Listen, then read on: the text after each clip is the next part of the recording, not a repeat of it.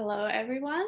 Um, Welcome to a new episode of Para 101. This is a special festive episode. My name is Rung Tepkeo. I'm today with Dr. Mario Hardy, CEO of Para. And this is a bit of, as I said, a bit of a special episode this year. We are gonna look at the membership benefits, but we are looking particularly at what have we done this year, how was 2020 in general, and what's coming up next year, or what's coming up in the next few weeks and months. So this is what we're going to do today. As usual, please feel free to submit your questions in the Q&A box. Please don't use the chat function. We have a special Q&A box. And in the second half of the webinar, there will be time where Dr. Mario Hardy is answering your questions. So yes, submit them. And I think, do you want to say a quick welcome? Yes, very good morning, good afternoon, good evening, wherever you are around the world.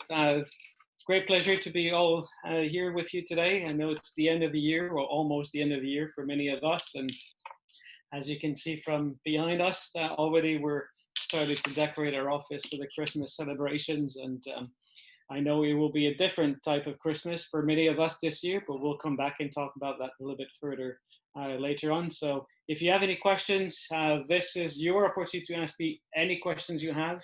And I'll do my best to answer most of them. I know we already have a very long list, but I look forward to it. So back to you, Rung. Thank you. Okay, thanks, Mario. So yeah, let's jump right into it. As I said, I will give you a general overview of PADA first, and then later we go into more detail. So most of you probably know already who PADA is. PADA, the Pacific Asia Travel Association, were founded in 1951, and we are a nonprofit association connecting the private and the public sector. We have like over 800 members globally, NTOs, there's a lot of industry members like travel agents, tour operators, education members. We are bringing together the industry, we're connecting, we are providing insights. So there's a lot which we go into more detail in the coming slides. Yes, so just to introduce the membership team, of course, the PADA team is bigger than this, but this is particularly the membership team. We have representation in Europe, which is Daniela Wagner, and then we have Bo Wu, who's based in China with his team, the China team, who's taking care of our Chinese members, and then Kun Orn Sarudanetsawang, who's the director of membership here based in Bangkok, with the team that you can see, which is myself, the manager for membership engagement, Carolina, Wei-Han Xu, Ms. Parini, and Alethea, who's taking care of our youth members. Yes, so these are the four, I like to call them pillars of our membership benefits. There's networking, then there's insights, branding, and building your people, which is human capital development. And we're starting with the first to give you like broad idea of what networking contains. Thanks. So how do we build your network and help you connect you to other members around the world? We do that by different events that we have. We do that like virtually, we do that in person if possible. Currently, we do it more virtually and via email because of the situation. So if you're a member and you want to get connected to other members, you just reach out to the membership team, and we are happy to help you. We also do have a member directory since like April this year, which you can download as a member and get connected to other members. Another big part of the membership benefits is the insights, our data and publications that we offer to members. So as you can see here, there is our data platform, which is called PADA Empower. As a member, you do have access to that platform, which provides you with a lot of different data, like arrival data, arrival statistics, spending, information to hotel rooms, aviation data. So just log onto the platform and explore it for yourself. As always, if you have questions, just reach out to us. We're happy to help. And another big part are our publications. I won't go into detail because we are like gonna say a bit more about that later on in the presentation focused on this year specifically. The branding part, also a very big part, and this is free for you to use. So definitely, if you're a member already, make sure you use this benefit. So if you have any press releases, news, anything from your company, organization that you would like to share, send it to us. We are posting it online on our website. It also gets included in our newsletter or social media channels.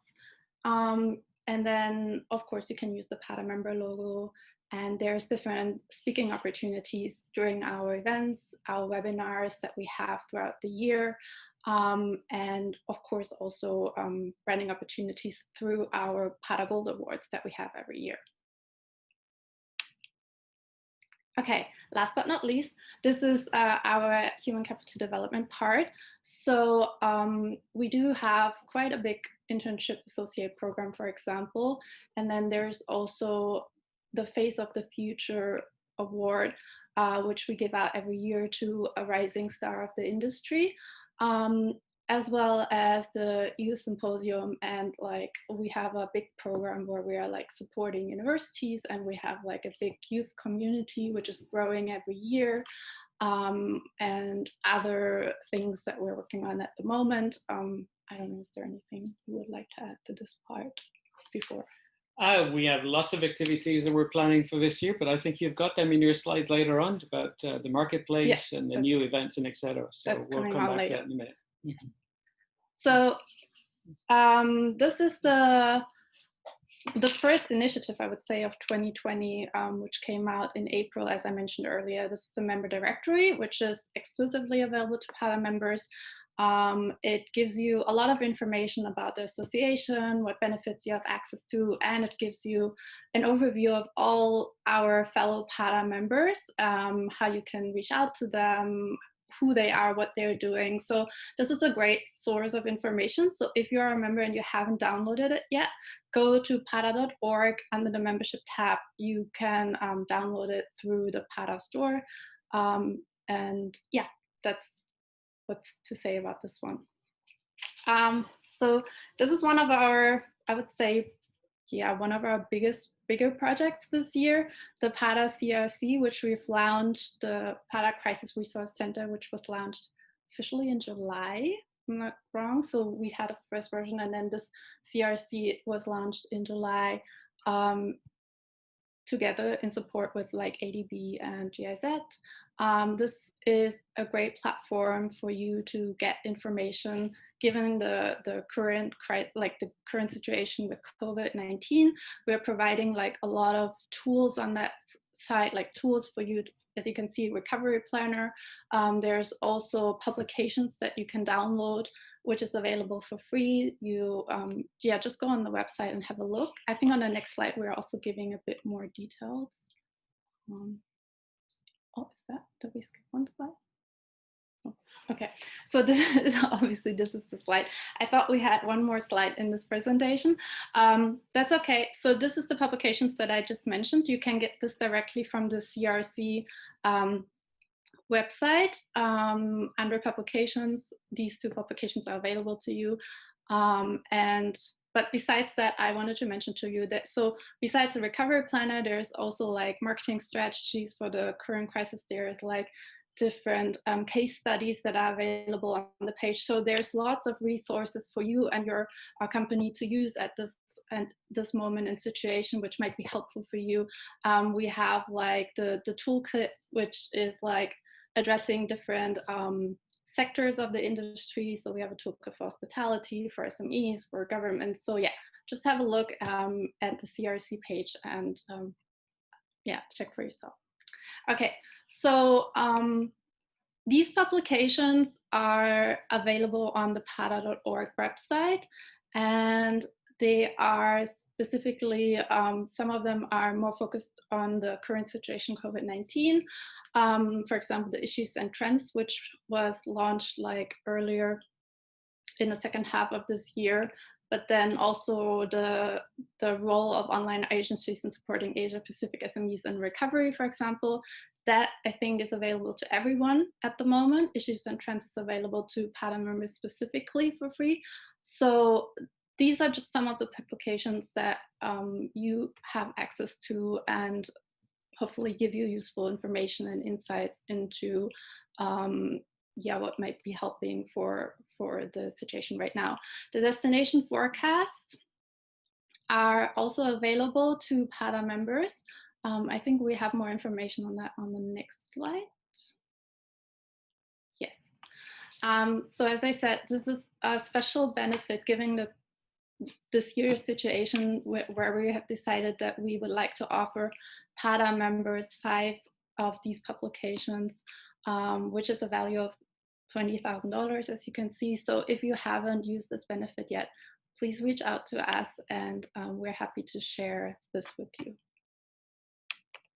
Okay, so another initiative that we did this year is the PADA Dream to Travel Festival. Probably many of you joined this. This was our first virtual event that we have hosted, and we worked together with 5 countries. It was Thailand, Malaysia, Macau, and Nepal. So each week, one of those destinations kind of worked together with us, and we hosted like different webinars, different activities. There was like virtual tours, virtual like yoga sessions. We had, music, cooking classes. And then of course, there was also a lot of different, like interesting like panel discussions, interviews. So lots to learn, lots to experience. There was also an exhibition on the site, like a virtual exhibition where members and non-members could exhibit their products. And so this was a huge success. As you can see, we had like over 1,300 registered attendees, 11 destinations who showcased their products, experiences, and it was a lot of fun for everyone participating. The second virtual event that we had this year was the PADA Travel Mart 2020, our first virtual travel mart, which, as you can see here, we have the numbers for you, was over 1,000 delegates from 60 global destinations. So it was as you know, like the PADA Travel Mart is a B2B travel trade show, which was hosted on an online platform this year. So people still had the chance to meet and talk with camera, like by video, and basically from all over the world. And it was a great success. We got good feedback. People really enjoyed to be able to meet people, even though it wasn't in person, but yeah. Okay, so this is one of our latest initiatives in 2020. That's the PADA eLearning platform, which you can access, like everyone can access it. You can register and access the different classes on the PADA eLearning platform. And the courses that you will find on the platform are by different PADA destination members. So as a destination member, this is one of your benefits, that you can actually like put your class on this platform. And if you're a user and you do the classes, you can learn a lot, especially during this time. It might be useful to like get to know like more details about a certain destination. I think if we go to the next slide, it shows a couple of like the destinations that have a class on this. Yeah, so these are some of the courses that you can find. You can do a PADA course, which gives you like more insights on what PADA is doing. But there's also like, for example, Palau and Tahiti, Bangladesh. So definitely check it out. We're happy to put the link in the chat box later, so you can just click and have a look at it, which, yeah. So before we go and look into what's next, I want to ask Dr. Mario, what is one of your from all the projects initiatives from this year that we looked at, what's your, I don't want to say favorite, but which one is most valuable to you, or which one did you have most fun with? Oh, they're all very valuable. Yeah, they're all great benefits for our members. But there's probably two. I mean, as I said, every initiative we've done this year are, from the vast majority, are new things that we've never really done before. The CRC is probably the most useful for people at the moment in this time of crisis, to look at the different tools that are available for guiding you to this recovery. And there's enormous amount of valuable information and reports and stories and case studies and practical tools that are actually available on the platform. But the one that I've enjoyed the most, and which was probably the most daring for us, was obviously the Dream to Travel. When this concept and this idea came together, we initially thought of organizing a one-day event. And we said, well, yeah, but we have so much that we can actually do. Why not do it for a little bit longer? And one day became a week, and the 1 week said, actually, let's go crazy and do 1 month. And in retrospect, after we completed this, I can assure you that everyone in the office was completely exhausted. For those of you who have been involved in organizing conferences and events before, imagine having to organize one event a day for 30 days consecutive. That's how it felt for most of us in the office here. It was a great learning experience. It was amazing content that was produced. We appreciated the efforts of every destination to showcase fun and live experiences. And as the theme of the event said, we wanted to inspire people to dream to travel again. We didn't know, and we still probably don't know, when we're all going to be able to travel, but at least keep that dream on of traveling again one day, and giving us inspiration of all these beautiful places and activities that we can do moving forward. So I think that's probably the one activity that we've done this year that probably the most proud of, because it was daring, because it was something we've never done. We've learned along the way on how we can do this even better next time. Yeah, it was fun. It was it was a lot of fun. I feel like it, especially for the membership team, it also kind of brought us closer to some of our members, because we were working closely with them on different like activities that we've done with them, like virtually. So that was good. And also, which reminded me, I didn't mention this before, but all our, not all, but like a lot of our webinars or online activities that we did with members during the last couple of months and weeks are also available on our YouTube channel. So that's a great resource for you to like look at past webinars or any activity, panel discussions that we have. It's the YouTube channel is called Pada TV.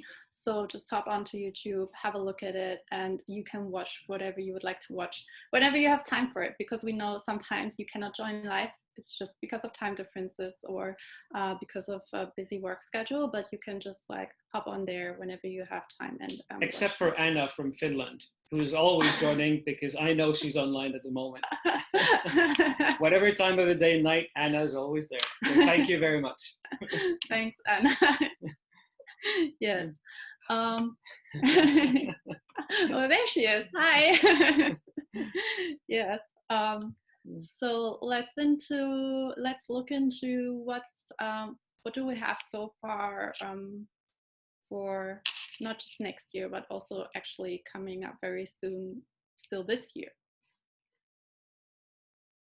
Yes.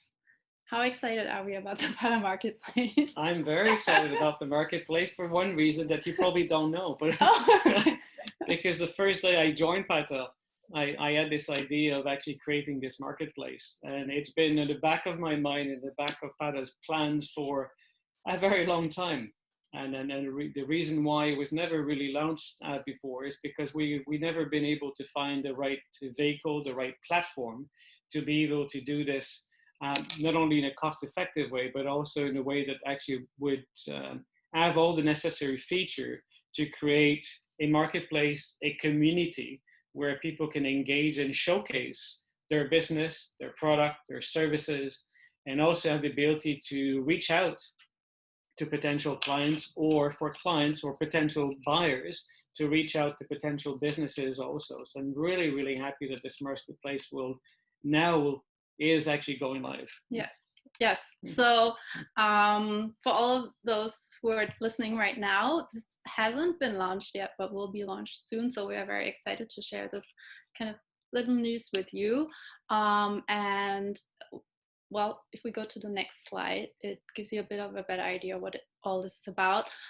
So the PADA Marketplace is basically a digital showroom for PADA members. So if you are a PADA member, you can have an exhibitor profile on this platform and basically showcase your products, share news that you have, and yeah, get in touch with other people. And for anyone who is who just wants to, I would say, be a visitor at first, you can also register and be part of this big community. So you don't necessarily have to exhibit. You can also create a profile and have a look at who's there. And throughout the coming weeks and months, this platform and this community will probably grow. So it's a great place to be part of it. And reach out to other PADA members, have a conversation, and just, yeah, we're excited for this. So stay tuned. There will be more details and news coming up in the coming week and weeks.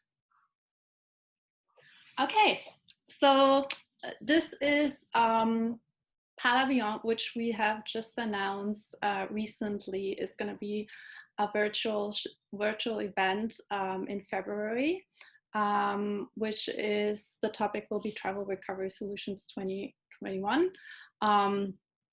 And it's gonna be an event where you will also be able, as a PADA member and as a non-member, there will be opportunities for you to showcase your products. There will be like conference style discussions. There will be speaking engagements. So it's basically a normal PADA event, just it's virtual this time.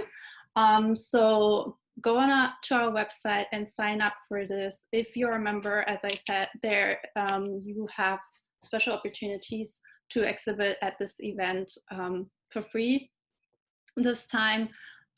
So make use of it. And do you want to say a few more? Yes, if I could add a few words on this. If you're a business that provides technology solutions or services to the travel industry that can actually help restart travel in 2021 and onward, or recover, then this is actually an event for you to exhibit and be at. If you're interested in purchasing or looking at ways to maybe save costs moving forward for your business through various technology or services, again, this is for something for you to come and visit. So the plan is that we want to have as many solution providers to actually join this forum to help businesses to restart travel in 2021 and onward. It could be technology solutions such as sanitizations for hotels, or robotics, or mobile check-in, or digital payment solutions, or simply consultancy services that can help with remarket your brands in 2021 onward, or social media campaigns, or other type of businesses that could provide solutions on the platform. We will have panel discussions and forums and some keynote speakers throughout the days of the event. But also you'll have the ability on the platform to reach out to the businesses through either chat, voice, or video calls with each one of them, and schedule your own appointments with the respective businesses. For the first the first 80 businesses that actually registers to the platform as exhibitors, you will also have the opportunity to do a 3-minute elevated pitch to potential clients for you and throughout the event. We know that we also have a number of venture capital firms who already signed up to support the event, and it's a great way for you to exhibit if you're a startup or a new business as well at the same time. So again, join us for PADA Beyond, either as exhibitor or as visitor. The the website is now open for registration. We'll share the link with you in the chat as well. So if you want to have a look at that, feel free to do so. And with that, I would say we're going into what everyone is probably anticipating very much. Except for me. So we'll have our very personal AMA or Q&A with Dr. Mari Hardy now. So once again, I want to let you know, please, you can still submit your questions in the Q&A. We have been collecting questions in advance through our social media channels and through the registration. So we do have a number of questions already here, but if there's anything, if you want to ask anything, also regarding the presentation that we just had, feel free to do so. We're happy to answer those questions. Are you ready? I'm ready. Okay. So this is the very first question we actually received. So that's why I would also like to ask this at first. What was the most interesting thing you learned in 2020? Ooh. I've learned so many things throughout 2020, but I guess the most important thing is the importance of resilience. And let me explain what I mean by this. You know, if you're someone like me who's been investing and for many years, and many of you will be familiar with this in your own personal life too. We've always been told in the past that you need to have a financial reserve for you personally and for your business.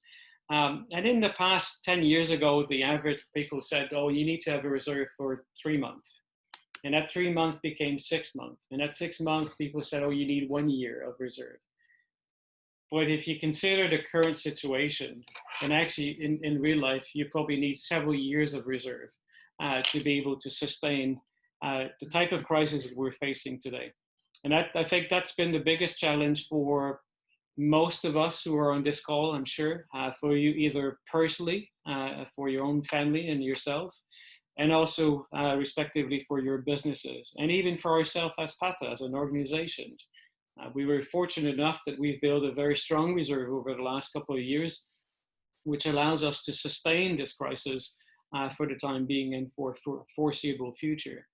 Certainly, I think what actually taught me is something I knew, but actually highlighted the great importance of us to prepare ourselves to be more resilient in the future, because sadly it is probably not the only crisis we will be facing in the years to come, and certainly the largest I've ever experienced in my life so far. Okay, thank you. Okay, and looking forward, what do you think will be some of the destination management trends for 2021? I'm sorry, the destination management trends for next year? The trends. We've with some of our partners, we've been running some surveys throughout the year to get a better understanding of what are people looking for. And there's some interesting elements. We did some sentiment analysis with IV Alliance in China in the early part of the year. We've done another one with one of our partners, TCI Research, across Europe and other destinations recently. And the great news for all of us is that there's an immense desire for people to travel.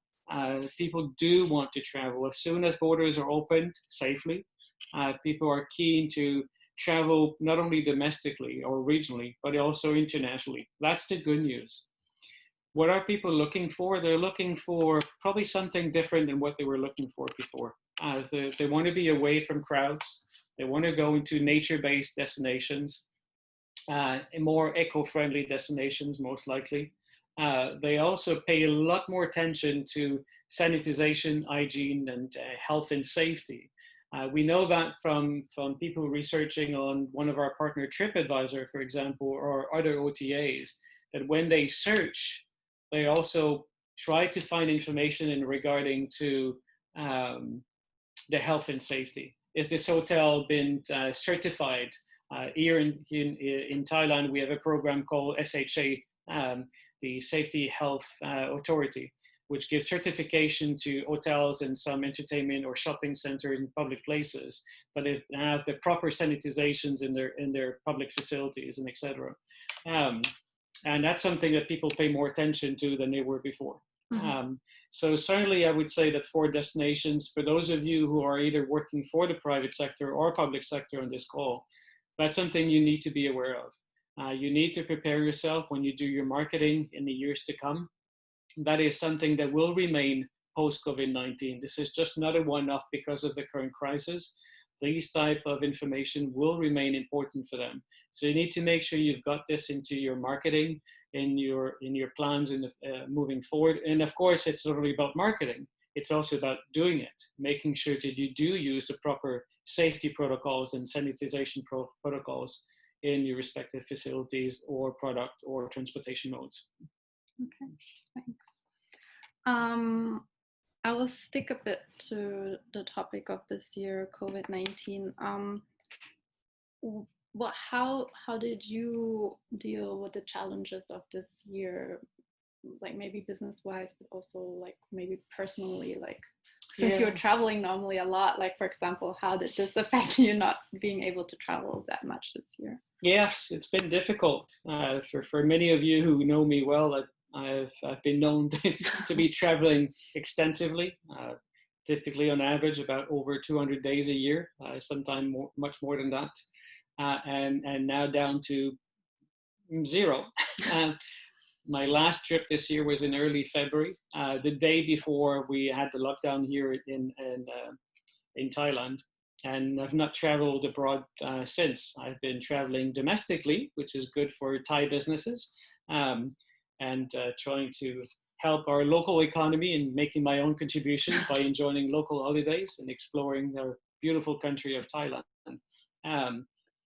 But the difficult part, like anyone else, is people think, oh, you're the CEO of an organization like this, and there's an expectation that you have to remain positive at all time. You have to remain confident at all time. And when you face a situation like this, it's difficult. It's difficult to remain positive every day. We have our ups and downs like anyone else. You're responsible for a team of individuals who you work with on a daily basis, who probably face their own challenges. You are responsible for thousands of businesses and countries that are part of our network, our community, and helping and guiding them, but still have to keep a smile and remain positive. And honestly, it's not always that easy. So need a little bit of a kick from time to time, and it's good to have good teams around us and good people who make us smile, make us laugh during the day, and help us to boost our morale or encourage us with other activities. And also have good friends in the industry. I've been spending an enormous amount of time on like this on screens. My colleague Paul was asking me yesterday, he said, how many webinars and Zoom calls have you done since the beginning of the year? I said, I have no idea. But I'm sure it's been several hundreds. And if I think of the audience of attending all of these, it's probably in hundreds of thousands of people that I've been in contact with over a period of time. It is not the same as face-to-face. You don't see people's reaction. I can't see your reaction at the moment. And that's a difficult part. When you go on stage at a conference or forum, you can see people are reacting to what you're saying, positively or negatively, doesn't matter, but you see a reaction. Yeah. In this instance, we don't really know, except maybe looking at some of your comments from time to time. And so yes, it's challenging like anyone else, but we go to work every morning and we try to stay as positive as we possibly can, but we also have to be honest and portray the reality. As I was saying in another Zoom call this morning with another group of people, you try to be optimistic as much as you can, but you also have to paint the reality to people so they can plan for it. Because if you're too optimistic, then you give the wrong message to people to believe that things will be back to normal maybe earlier than we think, and which are not at the moment. Great, thank you. I mean, I would like to comment on this, but I also want to give people the chance to hear more of your answers. So I will keep my comments to myself for now. What do you think are going to be the main industry differences between pre and post COVID-19 in your opinion? I know you mentioned some, like hygiene, for example, but are there other things that you... Well, the most significant one is the numbers.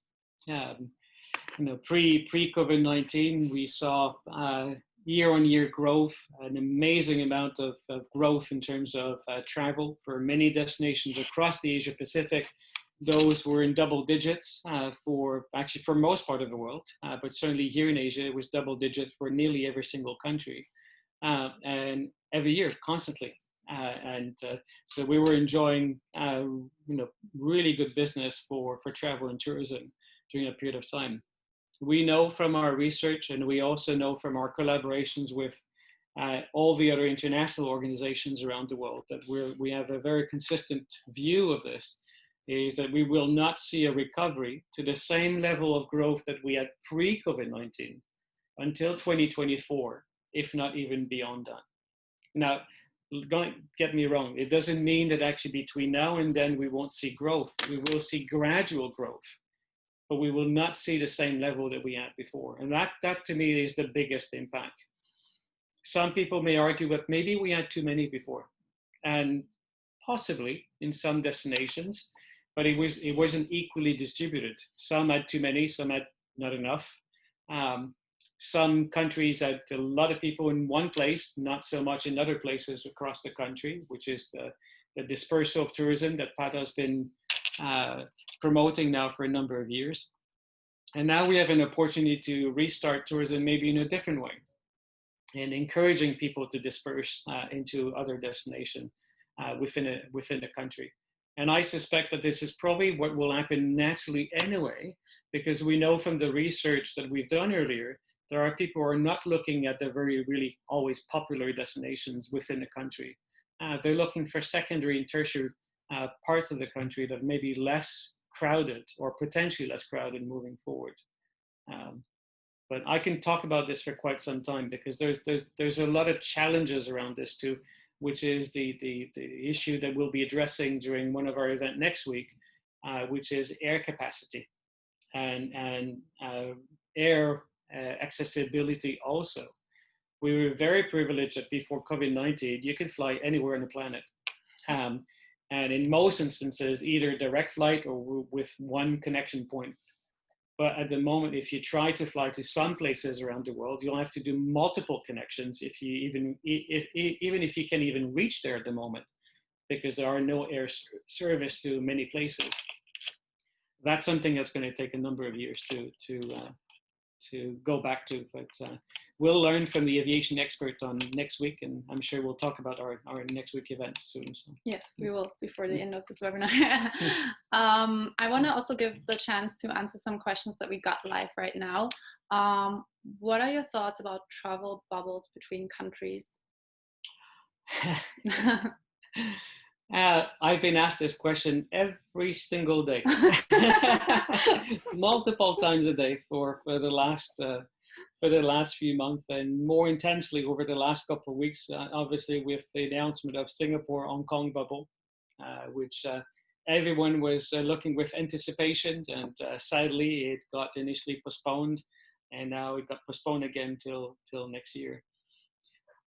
The bubbles, or the corridors, as sometimes they're referred to, are an excellent idea to restart travel progressively between destinations that actually have a good handle on the number of cases that they have. I'll come back to the challenges around these corridors and bubbles. But here's the reason why. One question I get asked very often is, why is it taking so long for countries to agree to have corridors or bubbles between themselves? And you have to think of the complexity of putting these bubbles together. One is, the most critical part is ensuring that the two respective destinations have a good handle on the number of cases that they have. They minimize the risk for both the residents and the citizens of each destination, as well as the people traveling between the two also. That's the most important point. So assuming that you do have a good handle and cases are at a minimum on each destination, then you also have the next step of ensuring, well, what are the protocols that needs to be in place? What do you need testing? When does testing needs to be done? Do you need testing both on departure and arrival?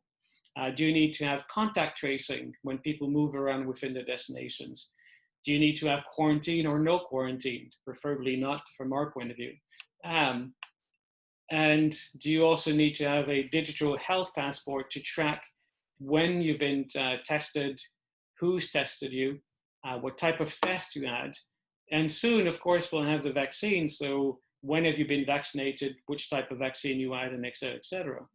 So again, assuming you've got all of these protocols in place, then you also need to have an agreement between the health ministries or health departments of the respective countries, who are pretty much in control of the situation at the moment. And so many other steps that needs to be put together.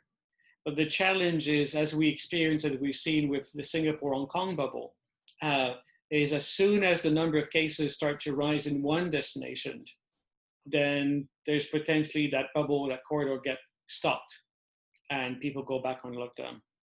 And the risk is that we have these corridors open, and from time to time, we end up having to go back and actually cancel that bubble. Now, before it starts, it's obviously challenging for the people who already booked their tickets, but even worse if you had already booked and traveled to the destination and then it gets canceled.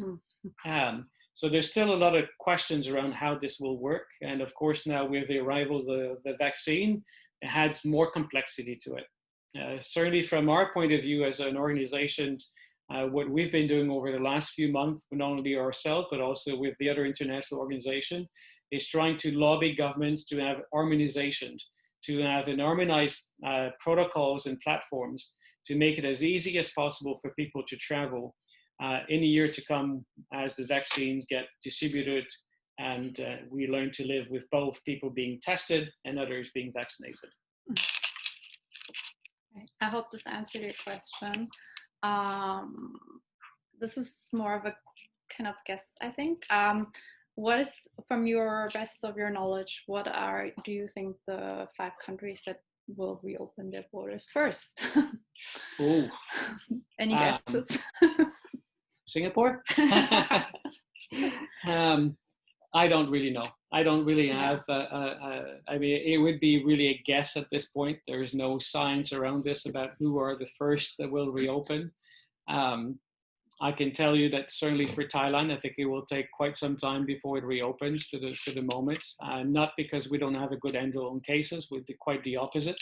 But we're very cautious as a country for reopening to be able to manage the number of cases we have and potentially our healthcare system also here in the country. So I don't really have an answer for that one in terms of who are the top 5. But I would say, if I had to pick one, I would say definitely on the top, I would say Singapore. One, because they're far more advanced than other destinations across the region here in having their protocols in place and already having several discussions with other countries for potentially opening corridors, not only Hong Kong, but other destinations across the country, such as Japan, Korea, some parts of China, and etc. Yeah. Okay. We're getting questions from the audience. I'm doing for the new year. You want to answer that one? Sure, that's an easy one, and then very, very timely too, because we just booked our trip yesterday. And trip, as I mean local driving. So we are spending our New Year in our Christmas here in Thailand, as our borders are actually closed at the moment. Sadly, like many of you, I'm sure, and other people, will be separated with our families. This will be the first time in the entire life of my sons, who are now 22 or almost 23, and 22, who we've not spent Christmas or New Year together. It'll be our first time in 20 plus years. And so they will be spending their time in Europe, and we will be spending our time in the nice little Airbnb property in Hua Hin. So yeah. Driving distance from Bangkok. Yeah, a very different holiday season this year for sure Yes. for a lot of us, I believe. I know there have been more questions by the audience, but I also want to get back to some of the questions we have already. What is do you already know what's the first destination you're going to travel to after the restrictions loosen a bit? Well, this is an interesting question for some of you may know that I've now traveled to 99 countries around the world. And so this year was meant to be the year I would actually visit my 100th country, which obviously has not happened and will not happen in 2020, and not entirely sure it'll happen in 2021 yet. But I have so many places that I want to visit that are on my short list. I've only been to 2 places in South America. I've been to Argentina, I've been to Colombia. So there are many countries in South America that I'd love to visit. Chile being one of them, Peru being one of them also, and Costa Rica, which I really love to go. But there are equally other destinations around the world that are my dream places to go that I've not been able to. So I don't know which one will be the first, but it will. If I had to guess, I would likely say Spain. And for many reasons, we've been going to Spain on a regular basis every year. I do plan at some time in the future to probably retire or live in Spain. And we also have family in the area, so I'd like to go back and visit. So possibly. Yeah. Possibly. Okay, thank you. I would say we do maybe another 2 or 3 questions. Sure. So one of the questions would be, this is more of a casual question, but what resources do you use to keep up to date with like industry news? Is there any like tip that you have for attendees? Sure. Every morning, and I've been doing this for too many years to tell. But every morning, the first thing I do is, as I have my breakfast or after breakfast, is I spend the next 20 minutes, half hour, reading not only travel news but industry or news on different channels. I use an application called Flipboard, so I select the different channels that I'm interested in. I read very religiously Skift every day because they do publish some interesting stories. I do read Venture Beat, Fast Company, and other that are not specific to travel, although they do deal with travel from time to time, but the majority are about the economy or about business, about technology. So it's a combination of different things, but specifically for travel, there's a few channels. So Skiff is one of them. Travel Weekly is another one. TTG is another one I read from time to time also. And other news channels that actually get you newsletters on a regular basis that we go to and find out what's going on. But I expand my knowledge beyond just travel, for not only because I have interest in other areas, but also because I think it gives you a greater perspective of what's going on around the world. Yeah, I agree. Okay. There was, sorry, yes. there was one question I wanted to answer. There's someone who asked earlier about the future of events or the future of PATA's event. Yes. And will they be physical, hybrid, or virtual, or combination? And the answer is yes to all of those. Certainly for a foreseeable future for PATA, between now and at least mid-2021, the majority of our events will be virtual, with some events hybrid, and we'll tell you a little bit more about that in a few minutes, about our first hybrid event, which is coming up next week. And we're planning others for next year too. I don't actually anticipate, certainly for us, for PATA, to have physical events, face-to-face events, until the second half of 2021 for the moment. It doesn't mean that there won't be any for other sectors or other businesses, but certainly from our part, we're not planning physical events for the first part of the year in full, hybrid potential. Yeah, it's good that you, I mean, I was about to get back to this question as well, because members have been reaching out to us asking us exactly this kind of question, and I have been answering the same. Given the current situation, there's no way we can say, oh, we're going to do a in-person event anytime soon, or like in a facility. Yeah, it also depends on which country you're in and which destination, and how the cases and the protocols are in place in your respective destinations. So in no way we are discouraging for people to organize physical events. If your authorities in your respective destinations allow you to do it in a safe manner and there's protocols. I've certainly seen an event that was organized in Spain last week in Sevilla, where every visitor, every delegate was tested before they entered the conference room. They did rapid testing with the guests. They had safety protocols in place. They had a record of all the individuals. They were tracing the individuals also post the event. And I suspect, at least for a short term, that's the way that probably we'll have to go to events. Yeah. Okay. I would say, since we're like getting nearer to the end of this webinar, is there any specific question you would still like to answer? One last one, or? Sorry, I was just trying to read the last one from Sanjeet here. Yes. A pandemic has changed the way we think and travel. Yes, absolutely. What will site leisure travel now? As I mentioned before, the desire to travel is there. I dream to travel all the time, traveling abroad, travel domestically, but also abroad. And I think the desire is there and will continue to be there.